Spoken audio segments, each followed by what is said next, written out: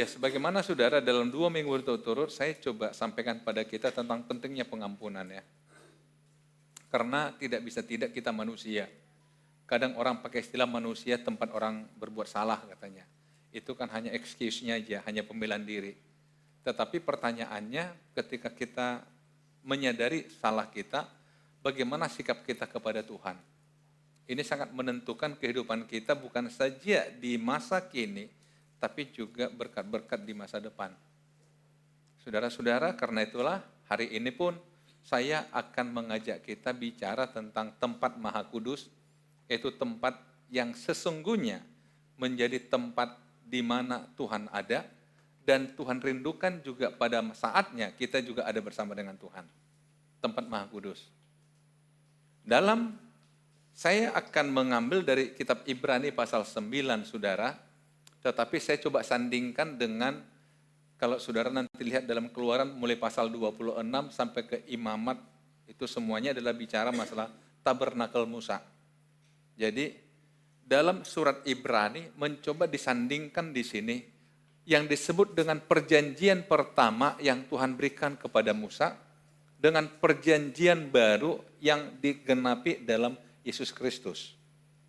Ya, saya tidak tahu berapa banyak saudara pernah belajar secara khusus tentang tabernakel Musa, tapi sebelum saya baca ayat ini saya mau jelasin dulu saudara, dalam tabernakel Musa ini ada 3 tempat yang sangat khusus. Yang pertama disebut dengan pelataran, kemudian yang ada kemah khusus ini masuk dalam ruang suci atau ruang kudus, tapi di dalam lagi ada namanya ruang Maha Kudus. Nah, di pelataran itu ada namanya sini mezbah persembahan, tempat di mana orang-orang Israel bawa korban, menyelesaikan persoalan mereka dengan Tuhan. Tentu dengan panduan para imam. Kemudian setelah mereka melewati ini, barulah mereka dibasuh di sini membasuh tangan sebagai satu kiasan bahwa kamu udah diampuni begitu. Nah, jadi umat Allah itu hanya sebatas di sini aja saudara kalau mereka punya persoalan. Nah, tugas imam itu, imam yang umum ada di sini, saudara, ada sini kaki dian, memastikan bahwa kaki dian ini ada apinya dan tidak boleh padam. Ada sini meja roti yang nanti dilambangkan bahwa firman Allah itu juga nggak boleh hilang gitu kan. Ada sini namanya mezbah dupa, tempat di mana orang membakar dupa, wangi-wangi begitu. Ini harus dipastikan setiap hari ini ada. Tetapi ruang Maha Kudus ini saudara, hanya imam besar yang boleh masuk. Sekali setahun mengadakan, memercikkan darah untuk perdamaian pengampunan dosa untuk umat Tuhan. Nah kira-kira itu gambaran besarnya saudara. Nah ini yang juga saya kutip di ayat ini saudara.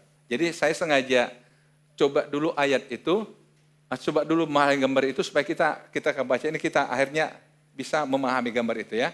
Nah dalam Ibrani pasal 9 ayat 1-4, memang perjanjian yang pertama juga mempunyai peraturan-peraturan untuk ibadah dan untuk tempat kudus buatan tangan manusia. Inilah dia. Jadi saudara, ketika Musa menuntun umat Israel keluar dari Mesir, ini kemah sembahyang ini bongkar pasang. Dibuat dari tenda saudara, yang bongkar pasang dari kain. Saya kadang-kadang ketika baca ini saya pikir aduh, luar biasa orang dulu ya, bisa buat kain yang 100 hasta lebarnya, 50 hasta lebarnya. Dengan tangan loh saudara, zaman dulu belum ada mesin tekstil. Saudara, tapi mereka mengerjakan itu. Orang-orang dulu ahli-ahli saudara. Jadi mereka kalau mereka beritahu tempat, maka harus pasang itu dulu. Kenapa? Karena ini sangat prinsip. Jadi tabernakel ini adalah lambang kehadiran Tuhan. Sebenarnya ini kalau saya mau tarik ke belakang sedikit ya, dari mulai zaman Abraham, kemudian masuk ke Ishak, masuk ke Yakub, mereka mengenal istilahnya Betel. Satu contoh misalnya, ketika Yakub dia pergi meninggalkan keluarganya karena takut dengan abangnya Esau. Di satu tempat dia tidur pada malam hari, maka dia dalam mimpinya ada malaikat turun naik. Padahal itu di tengah hutan loh saudara. Akhirnya ketika dia bangun dia katakan apa? Betapa dasarnya tempat ini. Tak lain ini adalah rumah Tuhan. Kenapa dia lihat Tuhan hadir di situ? kemudian dia ambil batu yang tadinya alas kepala, dikatakannya ini jadi rumah Tuhan, dijadikannya sebagai peringatan begitu. Jadi saudara-saudara, kalau kita lihat pola ini sebenarnya dari mulai zaman Abraham, dimanapun mereka berdiam, bertempat tinggal, mereka selalu buat paling tidak ada tempat di mana mereka bertemu dengan Tuhan. Yang disebut dengan Betel, Bait Allah. Jadi sebenarnya sejak awal Tuhan merindukan, dia selalu hadir di tengah-tengah umatnya. Itulah sebetulnya yang Tuhan katakan pada Musa, kamu buat kemah sembayang tempat di mana aku berdiam. Jadi saudara, saya suka katakan begini saudara, kadang-kadang ada kesalahan kita, harusnya di rumah kita ada satu tempat untuk doa, tempat kita bertemu dengan Tuhan. Harusnya tempat bisnis kita ada tempat sembayang dengan Tuhan. Maaf, justru ini dilakukan oleh yang bukan Kristen.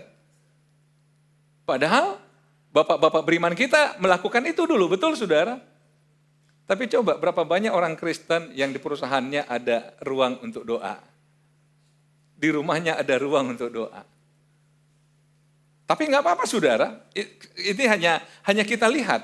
Nah, jadi lihat, ini buatan manusia. Sebab ada dipersiapkan suatu kemah, yaitu bagian yang paling depan, dan di situ terdapat kaki dian dan meja dengan roti sajian, bagian disebut tempat kudus. Nah ini dia, ada kaki dian, ada roti, ada ini tempat kudus.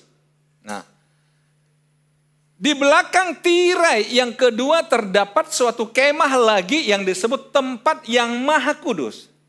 Saya ambil ini jadi tema khotbah. Tempat yang maha kudus, yaitulah ini. Nah saudara, ada pembatas antara tempat kudus dan tempat maha kudus, atau ruang kudus dan ruang maha kudus, atau ruang suci dan ruang maha suci. Ada pembatas, tirai. Umpamakan ini saudara, misalkan ini batasnya, ini ruang maha kudus, ada imam besar namanya Elim Simamora, misal. Ini tempat kudus, ini ada tirai. Jadi saudara nggak bisa masuk ke dalam, melihat aja nggak boleh. Kalau orang coba nyelonong mati, itu cara Tuhan. Jadi hanya imam besar ada di sini, katakanlah di sini ada satu mezbah. Nah di tempat inilah sekali setahun imam besar memercikan darah. Nah, jadi saudara, di belakang tirai yang kedua terdapat suatu kemah lagi yang disebut tempat yang maha kudus. Di situ terdapat mezbah pembakaran ukupan dari emas dan tabut perjanjian yang seluruhnya disalut dengan emas. Di dalam tabut perjanjian tersimpan apa? Buli-buli emas berisi mana. Saudara tahu mana? Mana adalah makanan orang Israel selama dalam perjalanan dari Mesir menuju ke Kanaan yang setiap hari dapat. Apalagi yang ada di situ tongkat Harun yang pernah bertunas. Ajaib saudara, tongkat Harun bisa bertunas saudara. Di zaman itu. Barulah kemudian loh batu, 2 loh batu yang isinya 10 hukum Taurat. Itu ada di dalam ini saudara. Dalam ini. Nah itu Tuhan mengatur demikian. Nah kemudian dan di atasnya kedua kerub kemuliaan yang menaungi tutup pendamaian. Ini dia. Bentuk sayap deh saudara, 2 sayap. Dilambangkan seperti 2 malaikat, lambang dari kehadiran Tuhan. Yang menjaga tempat itu saudara. Nah, tetapi hal ini tidak dapat kita bicarakan sekarang secara perinci. Jadi penulis surat Ibrani katakan, ini mungkin kalau dirincikan, memang saudara kalau kita bahas ini 1 jam nggak cukup saudara. Sementara khotbah kan cuma setengah jam. Jadi makanya kita coba, oke. Tapi kalau saudara pengen ini, saudara bisa baca dari mulai Keluaran pasal 26. Saudara bisa detailnya baca di sana. Demikianlah caranya tempat yang kudus itu diatur. Maka imam-imam senantiasa masuk ke dalam kemah yang paling depan itu untuk melakukan ibadah mereka. Tetapi ke dalam kemah yang kedua hanya imam besar saja yang masuk sekali setahun. Dan harus dengan darah yang ia persembahkan karena dirinya sendiri dan karena pelanggaran-pelanggaran yang dibuat oleh umatnya dengan tidak sadar. Jadi saudara, imam besar sendiri ketika datang ke sini mempersembahkan korban untuk dirinya tapi juga untuk umatnya. Jadi imam besar juga manusia dan dia juga harus menyelesaikan dosanya saudara. Nah, kemudian Di ayat berikutnya 8-10, dengan ini Roh Kudus menyatakan bahwa jalan ke tempat yang kudus itu belum terbuka selama kemah yang pertama itu masih ada. Itu adalah kiasan masa sekarang. Saudara, ini belum terbuka. Tertutup, tadi sudah saya kasih gambaran saudara. Ini kiasan. Inilah cara Tuhan mengatur segalanya. Sesuai dengan itu dipersembahkan korban dan persembahan yang tidak dapat menyempurnakan mereka yang mempersembahkannya menurut hati nurani mereka. Karena semuanya itu di samping makanan, minuman, dan pelbagai macam pembasuhan hanyalah peraturan-peraturan untuk hidup insani yang hanya berlaku sampai tibanya waktu pembaharuan. Sampai tibanya waktu pembaharuan. Kapan itu saudara? Lihat. Kalau saudara lihat dalam kematian Yesus, ada satu peristiwa yang mungkin suka dilewatkan orang. Lihat, Yesus berseru pula dengan suara nyaring, lalu menyerahkan nyawanya. Dan lihatlah apa? Tabir bait suci terbelah dua dari atas sampai ke bawah dan terjadilah gempa bumi.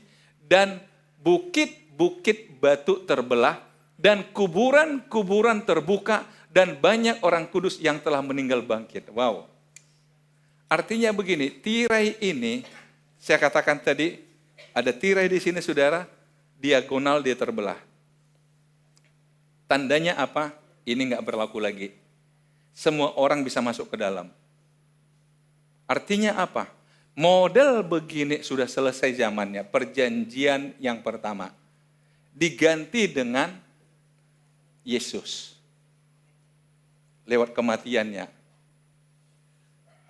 Nah saudara mungkin bingung, loh kok ada dia kuburan-kuburan terbuka, orang-orang kudus yang telah meninggal bangkit. Nah ini akan saya jelasin nanti. Tahan dulu ya. Bisa sabar ya saudara ya. Jangan pulang.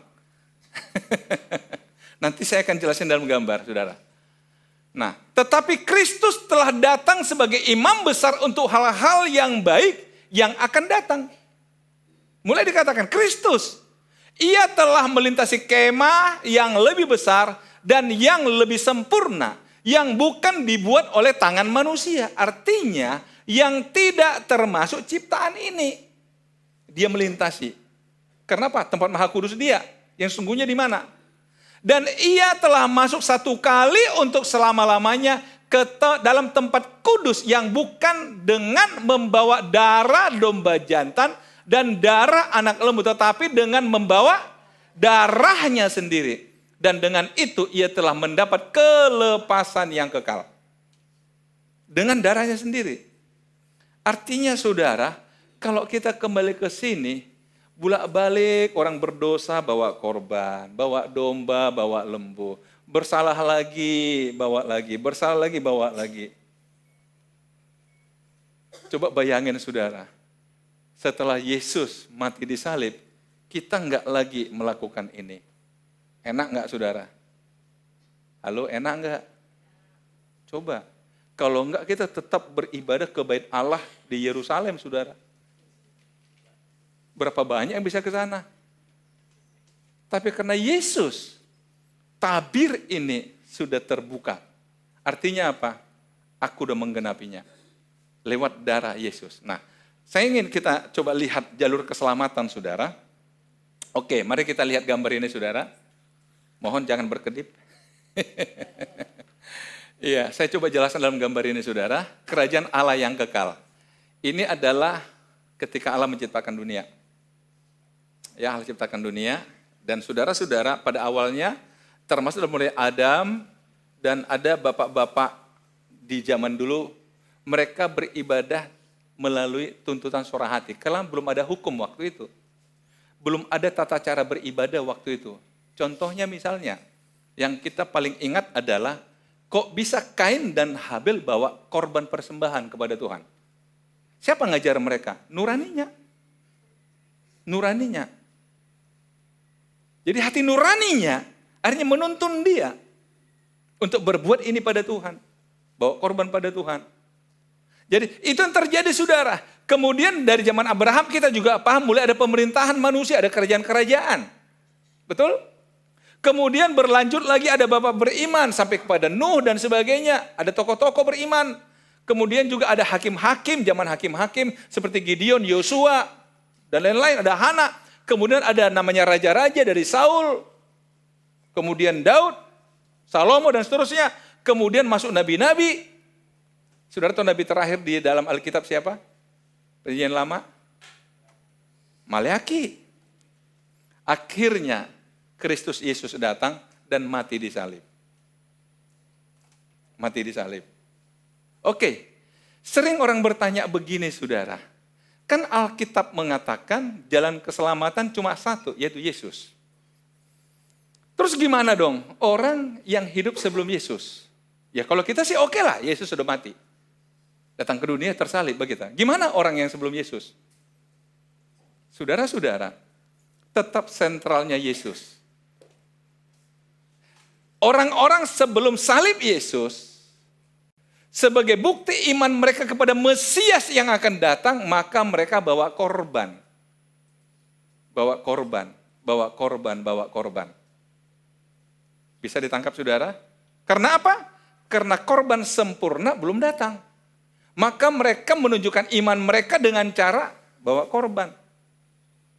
Nah, tadi kembali ketika Yesus disalib dan mati, kuburan-kuburan terbuka dan orang-orang mati bangkit. Jadi orang-orang yang dulu di zaman ini masih bawa korban, bawa korban, bawa korban. Dan ketika Mesias dinyatakan, itu yang terjadi pada mereka, maka mereka akhirnya keluar dari tempat itu dan ditempatkan di satu tempat namanya Firdaus. Itu nanti dalam slide terakhir saya akan jelasin ya. Tapi pahami dulu saudara. Jadi saudara, Alkitab itu sebenarnya, sayang ini kita nggak bisa detail sekali saudara. Kecuali kita mau pertemuan khusus eskatologi 2 SKS saudara. Berarti perlu 14 kali pertemuan. Baru saudara puas. Ya, jadi saudara-saudara, tadi ketika saya khotbah ini di ibadah jam 9.30, begitu mau pulang seorang bapak katakan, waduh, seandainya orang dulu hidup sekarang, wah mereka kan happy sekali ya. Tadinya mereka capek-capek, sekarang kayak kita santai-santai. Ya kan ke gereja santai-santai ya enggak? Kalau dulu saudara bayangin, harus bawa korban. Harus bawa korban saudara. Tapi lihat, nah setelah salib kita masuk zaman surga. Artinya begini saudara, ini abaikan dulu nanti saya akan jelasin. Jadi orang-orang yang sebelum salib, mereka beriman kepada Mesias yang akan datang. Tapi kita beriman pada Mesias yang sudah datang. Inilah yang membedakan kita dengan agama Yahudi saat ini. Mereka belum menerima Mesias yang sudah datang. Jangan salah, Israel itu bukan Kristen, saudara. Kristen, Israel, Yahudi. Mereka punya agama sendiri, Yudaisme. Ya. Jadi mereka belum percaya. Secara bangsa ya, walaupun ada orang-orang Yahudi sudah percaya Yesus secara pribadi. Tapi inilah saudara. Nah, kemudian kita kembali. Sebab jika darah domba jantan dan darah lembu jantan dan percikan abu lembu muda menguduskan mereka yang najis, sehingga mereka disucikan secara lahiriah. Betapa lebihnya darah Kristus yang oleh roh yang kekal telah mempersembahkan dirinya sendiri kepada Allah sebagai persembahan yang tak bercacat, akan menyucikan hati nurani kita dari perbuatan-perbuatan yang sia-sia, supaya kita dapat beribadah kepada Allah yang hidup. Karena Yesus sudah mati, mempersembahkan dirinya sendiri, maka kita bisa beribadah pada Allah. Kalau dulu saudara, nggak boleh ibadah sendiri langsung manggil Tuhan, nggak boleh, harus lewat imam saudara. Karena itu dalam perjanjian lama saudara, ada 3 jabatan yang terpisah sama sekali. Jabatan politik namanya raja. Kemudian ketika Tuhan ingin bicara pada umatnya, dia pakai nabi. Tapi kalau umat Tuhan ingin bicara sama Tuhan untuk berdamai dengan Tuhan, maka lewat imam. Jadi nggak boleh saudara tiba-tiba berdoa angkat tangan, oh itu melanggar aturan. Tapi sekarang saudara, mau dimanapun kita beribadah, sah-sah saja. Kenapa? Kita punya pengantara Yesus. Nah, saya ajak kita lagi baca ayatnya saudara. Nah, saya lompat sini aja ya. Karena itu ia adalah pengantara dari suatu perjanjian yang baru. Tadi perjanjian yang pertama, sekarang perjanjian baru. Supaya mereka yang telah terpanggil dapat menerima bagian kekal yang dijanjikan. Sebab ia telah mati untuk menebus pelanggaran-pelanggaran yang telah dilakukan selama perjanjian yang pertama. Jadi saudara, kematian Yesus juga berlaku bagi mereka yang dulu masih menggunakan perjanjian pertama. Ya, ini perlu sedikit kritis untuk memahaminya saudara. Nah, sebab Kristus bukan masuk ke dalam tempat kudus buatan tangan manusia yang hanya merupakan gambaran saja dari yang sebenarnya, tetapi ke dalam sorga sendiri untuk menghadap hadirat Allah guna kepentingan kita. Dan ia bukan masuk untuk berulang-ulang persembahkan dirinya sendiri sebagaimana imam besar setiap tahun. Jadi bedanya adalah kalau imam besar setiap tahun, tapi Yesus cukup sekali aja.